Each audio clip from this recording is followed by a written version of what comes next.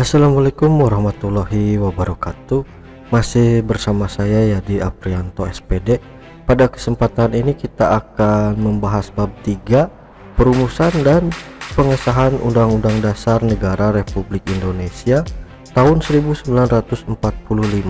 Subbab 1, perumusan dan pengesahan UUD Negara Republik Indonesia tahun 1945. Video ini merupakan video pembelajaran PPKN untuk SMP dan MTS kelas 7 kurikulum 2013 revisi terbaru dan sesuai dengan kurikulum dalam keadaan khusus di masa pandemi COVID-19.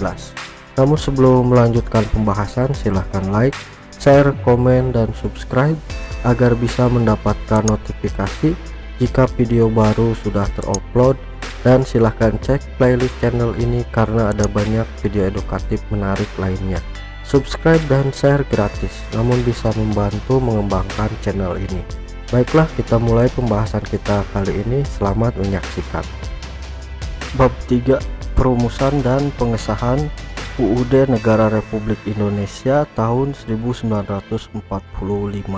Dengan kedalaman ilmu dan pemikiran serta kesadaran akan nilai-nilai kebangsaan, para pendiri negara menyepakati dasar negara Indonesia, yaitu Pancasila dan Undang-Undang Dasar tahun 1945 yang dijadikan sebagai konstitusi negara atau hukum dasar negara. Tata penyelenggaraan negara dan bernegara harus didasarkan pada Pancasila dan UUD Negara Republik Indonesia tahun 1945. A. Perumusan dan pengesahan UUD Negara Republik Indonesia tahun 1945. 1. Perumusan UUD Negara Republik Indonesia tahun 1945. Istilah konstitusi dalam banyak bahasa berbeda-beda, seperti dalam bahasa Inggris Constitution, dalam bahasa Belanda Konstitusi atau Grondwet, dalam bahasa Jerman Constitution, dalam bahasa Latin Constitutio yang berarti undang-undang dasar atau hukum dasar. Konstitusi terbagi menjadi dua, yaitu konstitusi tertulis dan konstitusi tidak tertulis. Konstitusi tertulis adalah aturan-aturan pokok dasar negara, bangunan negara, dan tata negara yang mengatur perikehidupan suatu bangsa di dalam persekutuan hukum negara. Konstitusi tidak tertulis disebut juga konvensi, yaitu kebiasaan ketatanegaraan yang sering timbul dalam sebuah negara. Contoh konvensi dalam ketatanegaraan Indonesia antara lain pengambilan keputusan di MPR berdasarkan musyawarah untuk mufakat, pidato presiden setiap tanggal 16 Agustus di depan sidang paripurna DPR dan sebelum MPR bersidang. Presiden telah menyiapkan rancangan bahan-bahan untuk sidang umum MPR yang akan datang itu. Menurut seorang sarjana hukum, E.C.S. Wade, Undang-Undang Dasar adalah naskah yang memaparkan rangka dan tugas-tugas pokok dari badan-badan pemerintahan suatu negara dan menentukan pokok-pokok cara kerja badan-badan tersebut. Di dalam negara yang menganut paham demokrasi, Undang-Undang Dasar mempunyai fungsi yang khas, yaitu membatasi kekuasaan pemerintahan agar penyelenggaraan kekuasaan tidak bersifat sewenang-wenang. Dengan demikian, diharapkan hak-hak warga negara akan lebih terlindungi. Gagasan ini disebut dengan konstitusionalisme. Negara Indonesia menganut paham konstitusionalisme sebagaimana ditegaskan dalam pasal 1 ayat 2 UUD Negara Republik Indonesia tahun 1945 yang berbunyi, kedaulatan berada di tangan rakyat dan dilaksanakan menurut Undang-Undang Dasar. Konstitusi adalah hukum dasar yang dijadikan pegangan dalam penyelenggaraan pemerintahan negara. Oleh karena itu, menurut Jimli Asidki, konstitusi bukan undang-undang biasa. Konstitusi tidak ditetapkan oleh lembaga legislatif biasa, tetapi oleh badan khusus atau lebih tinggi kedudukannya. Dalam hierarki hukum, konstitusi merupakan hukum yang paling tinggi dan fundamental sifatnya, sehingga peraturan-peraturan di bawahnya tidak boleh bertentangan dengan Undang-Undang Dasar. Ketika kemerdekaan Indonesia diproklamasikan, belum memiliki Undang-Undang Dasar. Undang-Undang Dasar Negara Republik Indonesia 1945 ditetapkan oleh PPKI pada hari Sabtu 18 Agustus 1945, satu hari setelah proklamasi. Naskah UUD 1945 pertama kali dipersiapkan oleh BPUPKI. Hal ini dilakukan pada masa sidang kedua tanggal 10 Juli sampai dengan 17 Juli 1945. Saat itu dibahas hal-hal teknis tentang bentuk negara dan pemerintahan baru yang akan dibentuk. Dalam masa persidangan kedua tersebut, dibentuk panitia hukum dasar dengan anggota 19 orang yang diketuai oleh Insinyur Soekarno. Kemudian panitia ini membentuk panitia kecil lagi yang diketuai oleh Supomo dengan anggota terdiri atas Wongsonegoro, R. Soekarjo, A.A. Maramis, Panji Singgih, Haji Agus Salim, dan Suki Sukiman.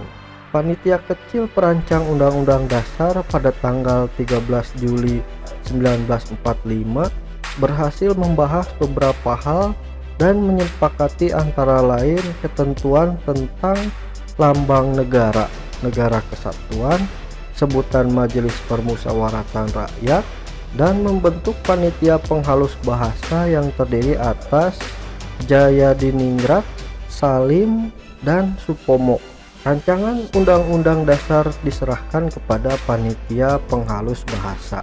Pada tanggal 14 Juli 1945, BPUPKI mengadakan sidang dengan agenda pembicaraan tentang pernyataan kemerdekaan.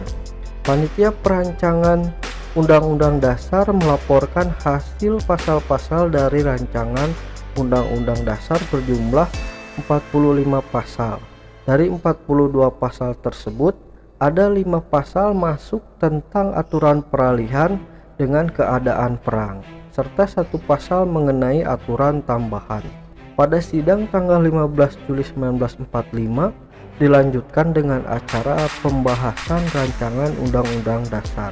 Saat itu Ketua Perancang Undang-Undang Dasar, yaitu Soekarno, memberikan penjelasan tentang naskah yang dihasilkan dan mendapatkan tanggapan dari Muhammad Hatta.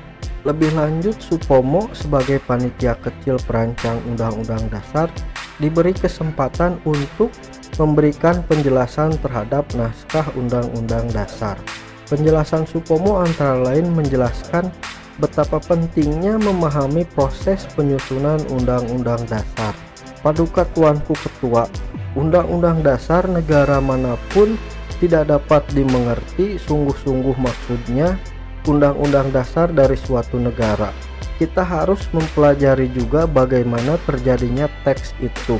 Harus diketahui keterangan-keterangannya dan juga harus diketahui dalam suasana apa teks itu dibikin.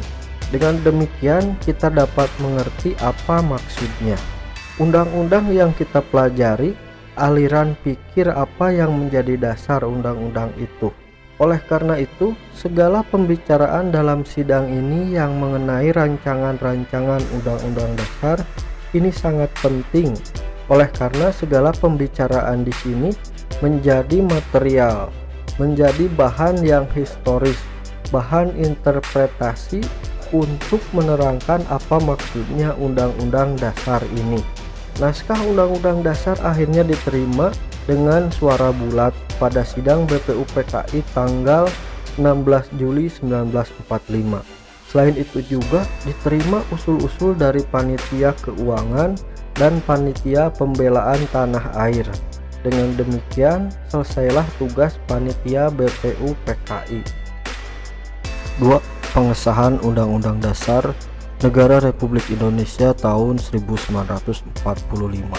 Sehari setelah proklamasi kemerdekaan Indonesia, Panitia Persiapan Kemerdekaan Indonesia atau PPKI yang menggantikan BPUPKI melaksanakan sidang. yakni pada tanggal 18 Agustus 1945. Insinyur Soekarno sebagai Ketua PPKI dalam sambutan pembukaan sidang dengan penuh harapan mengatakan sebagai berikut.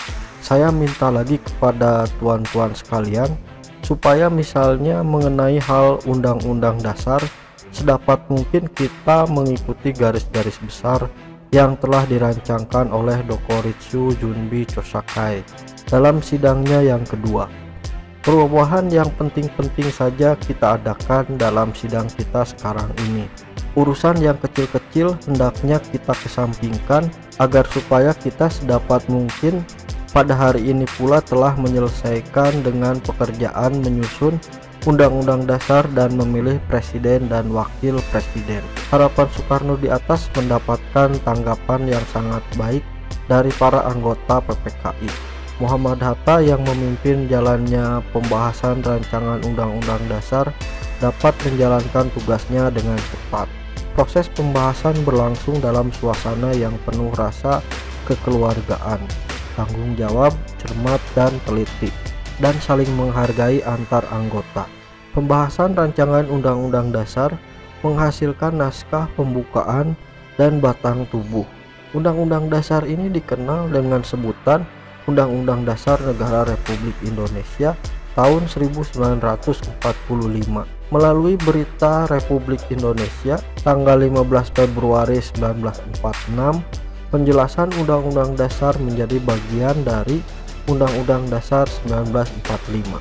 Suasana pemufakatan dan kekeluargaan serta kesederhanaan juga muncul pada saat pengangkatan Presiden dan Wakil Presiden. Dalam persidangan PPKI tanggal 18 Agustus 1945 dihasilkan keputusan sebagai berikut. A.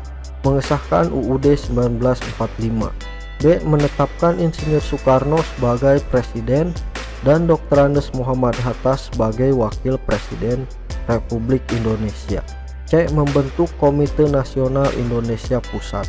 Sidang PPKI telah melakukan beberapa perubahan rumusan pembukaan UUD Naskah Piagam Jakarta dan rancangan batang tubuh UUD hasil sidang kedua BPUPKI. 4 perubahan yang disepakati tersebut antara lain sebagai berikut. A. Kata mukadimah diganti dengan kata pembukaan. B. Sila pertama yaitu ketuhanan dengan kewajiban menjalankan syariat Islam bagi pemeluk-pemeluknya diganti dengan rumusan ketuhanan yang Maha Esa. C. Perubahan pasal 6 UUD yang berbunyi Presiden ialah orang Indonesia asli yang beragama Islam menjadi Presiden ialah orang Indonesia asli. D. Pasal 28 UUD 1945 yang berbunyi negara berdasar atas ketuhanan dengan kewajiban menjalankan syariat Islam bagi pemeluk-pemeluknya diganti menjadi pasal 29 UUD 1945 yang berbunyi negara berdasar atas ketuhanan yang Maha Esa. Sekian dulu pembahasan kita kali ini mengenai perumusan dan pengesahan UUD Negara Republik Indonesia tahun 1945. Pada video berikutnya kita akan membahas bab 2 mengenai arti penting UUD Negara Republik Indonesia tahun 1945 bagi bangsa dan negara Indonesia. Sampai jumpa lagi di video berikutnya. Terima kasih. Wassalamualaikum warahmatullahi wabarakatuh.